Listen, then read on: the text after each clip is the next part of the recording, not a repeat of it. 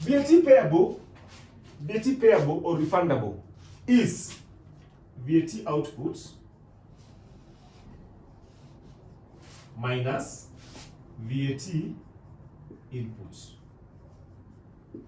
So in other words, this is what we said. In other words, this is what we said. We said VAT payable.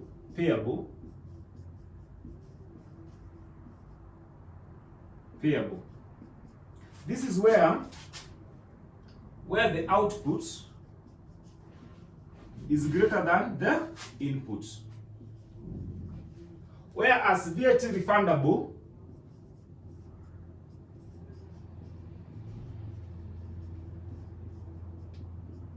this is where the input is greater than the output, VAT. So, for purposes of being able to understand, we have decided to create this like a T account, such that once we have all our VAT input here, and then the VAT output here, when we get the difference, like in other words, if this is 10,000 and this is 7,000, then it means it must balance. So 3,000 must come from this end. So then it will be VAT payable. So let's continue, ladies and gentlemen. This is just for you to understand, for understanding purposes. So as we have VAT account, we'll start with input VAT, and then on the far right, we'll have output VAT. So the first line is the balance brought forward. This will be the over declaration of VAT from the previous records. If we had any over declaration, we'll bring it here as the balance brought forward.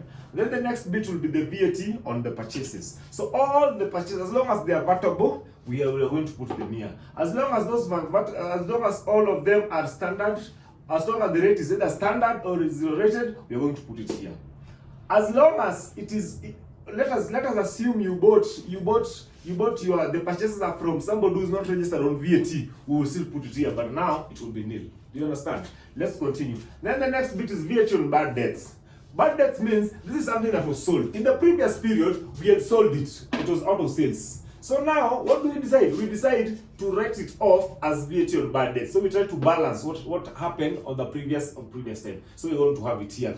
And then the next bit will be VAT on sales returns. What are sales returns? You have decided to sell these rulers, 50,000 pieces of these rulers at 1 shillings. So that is 50,000 shillings. So the VAT is 16%. So let's assume out of the 50,000 of them, 20,000 were returned back. We are going to have them here. Because what happened is, as we talked about the point of sale is when we did the selling, the client received, or an invoice was received, or part of the money was paid. That was a point of sale. So what happens here? So we had recorded it in the previous time, but now some were returned back. So we want to put it here as sales returns. And then what is the balance? The balance payable means this side on input VAT is less than the output VAT.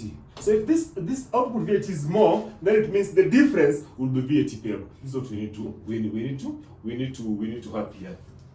Oh yeah, let's come to this other area. So this area, we are looking at the output VAT. Here we're going to look at the balance brought forward. What is the balance brought forward? This is the under declaration of VAT from the previous periods. The under declaration. We must put it here. The next bit on that line is the VAT on sales. What did we sell? So whatever we sold, as long as it was vatable, and as long as it was either zero rated or it was standard, we must put it here. If it is from exempt, we are not going to put it here. Do you understand? Let's go to the next bit. VAT on purchase returns. What are purchase returns?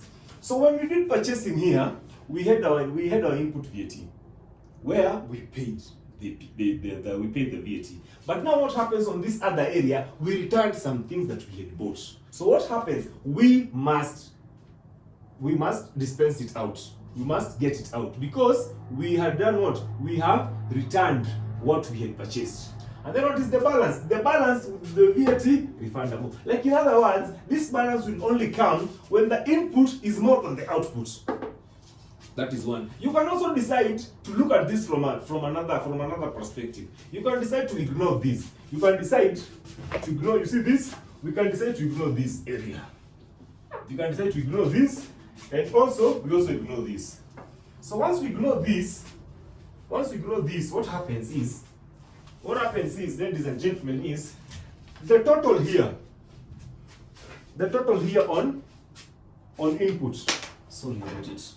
The total here on input and the total here on output.